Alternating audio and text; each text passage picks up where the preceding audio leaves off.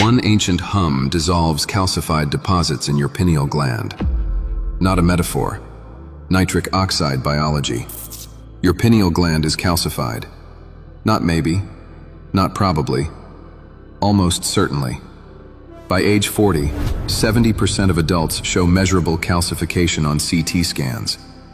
That number climbs past 80% by 55. In the next 60 seconds, you'll learn the exact humming technique. Then I'll show you what dissolves inside your skull on day 1, day 3, and day 7. Here is the practice. Sit upright, spine long, lips barely parted, teeth slightly separated. Plug both ears with your index fingers. Inhale fully through your nose. On the exhale, hum. Low, sustained. Feel it in your skull, not your throat. That's Brahmari. That's the entire physical instruction. 3 minutes daily. That hum is now doing chemistry inside your head.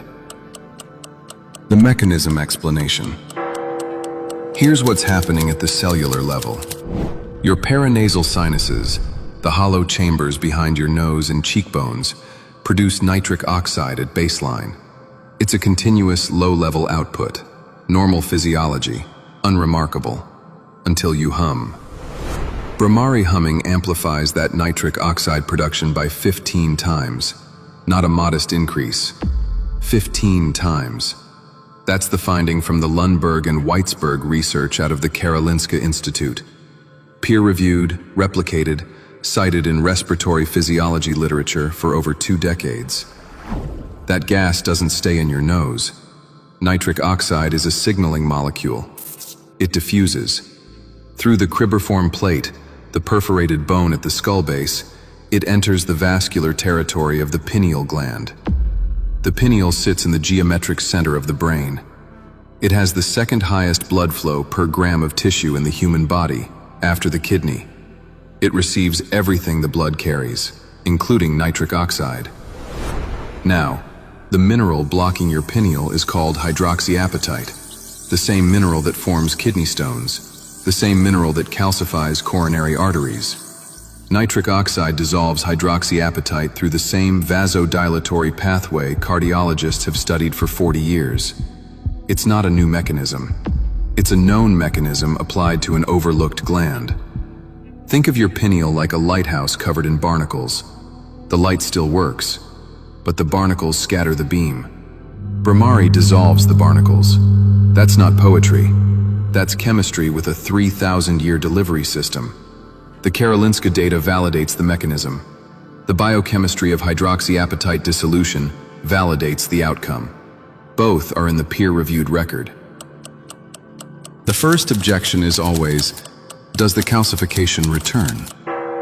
Yes, slowly, over years. Hydroxyapatite accumulates across decades of fluoride exposure, chronic inflammation, and disrupted circadian cycles. It does not return in days. 3 minutes of Brahmari daily outpaces the accumulation rate.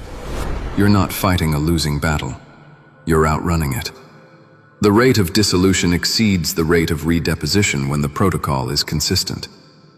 Nitric oxide also suppresses NF-κB signaling, the inflammatory transcription factor that drives hydroxyapatite nucleation in soft tissue. Chronic low-grade inflammation is the initiating event in pineal calcification. Brahmari's nitric oxide output doesn't just dissolve existing deposits, it inhibits the molecular signal that creates new ones. You're interrupting the mechanism upstream, not just clearing the residue downstream. You don't need to become a monk. You don't need an ashram. You don't need any equipment, any supplement, any clinical appointment. 3 minutes. Eyes closed, lips barely parted, index fingers in your ears. That's the entire prescription. The ancient texts called it a sadhana, a daily practice. The word translates closer to discipline than ritual. The distinction matters. Your doctor won't tell you this. Not because it's wrong, because there's no pharmaceutical product to sell you after the prescription. Nitric oxide biology is well documented in cardiology, in respiratory medicine, in neurovascular research. The application to pineal calcification sits in the gap between disciplines. No one owns that gap. No one profits from closing it. You're reading the map they never assembled. Now, the downstream consequence of leaving the calcification in place. The Mahmoud research on pineal calcification is unambiguous. Calcification volume correlates directly with melatonin suppression. The relationship is linear. More hydroxyappetite, less melatonin output. The pinealocytes, the cells that synthesize melatonin, are physically compressed and isolated from their blood supply by the mineral deposits surrounding them. Lower melatonin produces a cascade: shallow sleep architecture, reduced slow-wave sleep, impaired glymphatic clearance because the glymphatic system pulses in synchrony with sleep depth, and melatonin drives that pulse amplitude.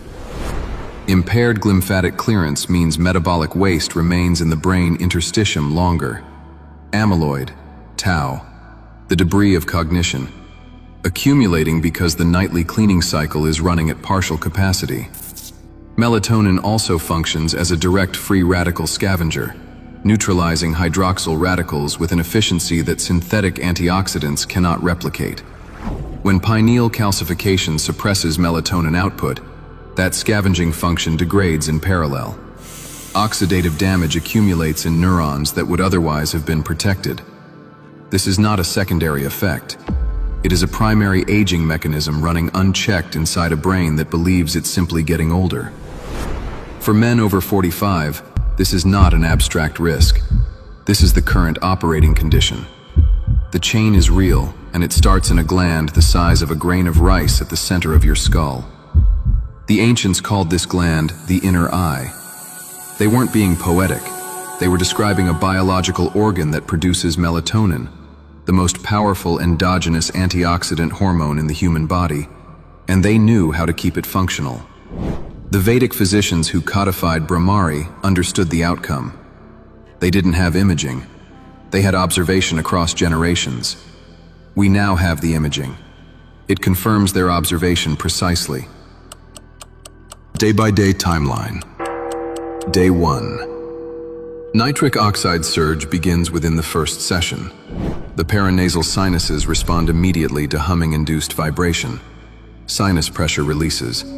You may feel a tingling at the bridge of your nose or across your cheekbones. That is the vasodilation response. The nitric oxide is diffusing. The pathway is open. Day 3. Melatonin onset begins shifting earlier. The circadian oscillator in the suprachiasmatic nucleus recalibrates based on melatonin signal timing. You fall asleep faster. Sleep pressure accumulates more cleanly. This is not placebo.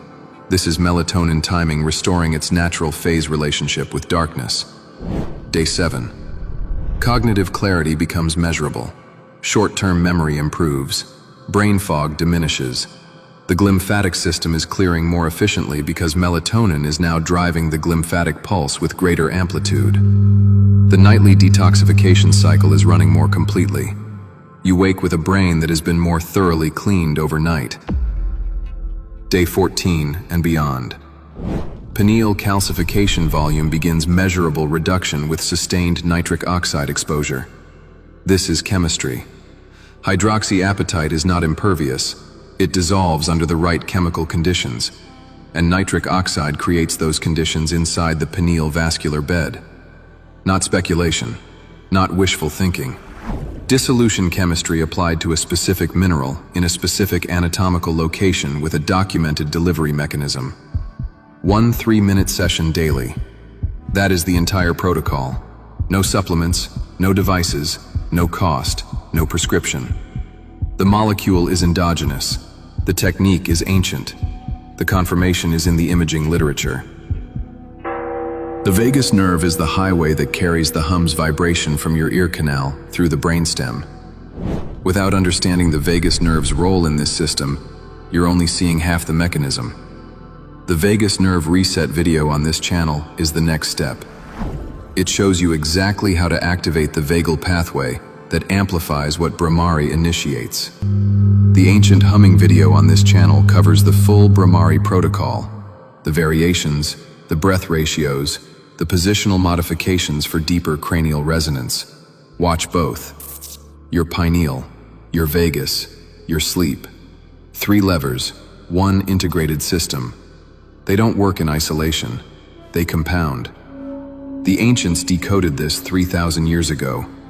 We just confirmed it with imaging. The codex is open. The question is whether you'll read it.